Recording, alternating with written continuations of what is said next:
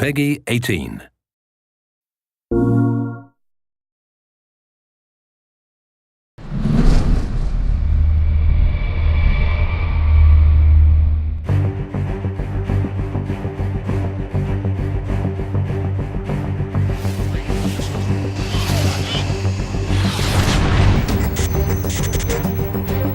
For the first time, the PS Vita really provided a mobile platform that was capable of really offering a proper FPS experience.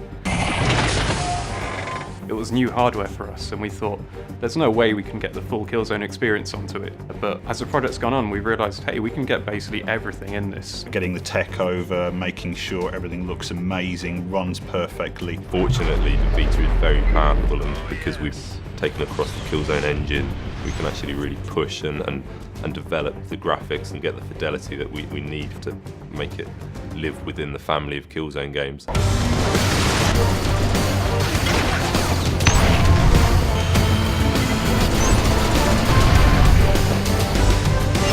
It's pretty surprising how much detail you can make out on the screen, even if you think it's just a handheld. The screen's pretty big and really clear, so when you're holding it that close, in some ways it's the equivalent to sitting, 10 feet away from a TV screen. You assume that you can barely make out any of the little fine details, but you really can. It's still a really high definition platform. There's an intro to one of the missions that sees you dive in and on a kind of wingsuit.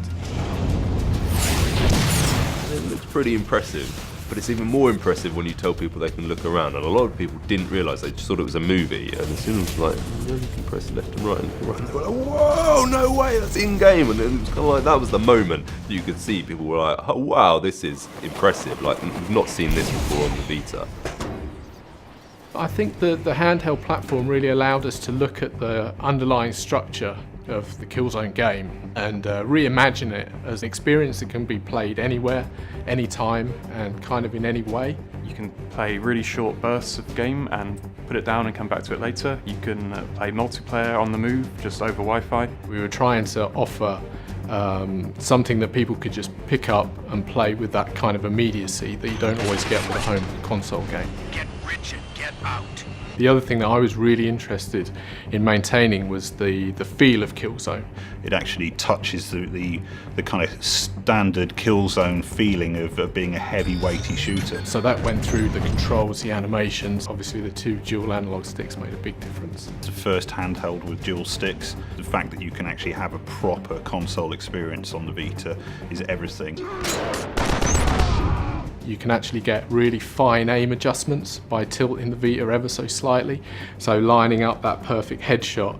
If you're not great with the sticks, you can actually use the device itself just to get that. The button setup is great for a first-person shooter. We've obviously leveraged some of the touch elements in where appropriate. We have the brutal melee system now, which rather than just being a button press, it will now put you and the guy that you're attacking into a synced animation, and you'll then have a window to put the gesture in on the touchscreen. You can really see it feels like Killzone, it looks like Killzone, plays like Killzone. Quite simple really, the PS Vita is such an amazing piece of kit. Killzone's a perfect title to bring over to it. We can really do Killzone justice on the Vita. Kick back and enjoy the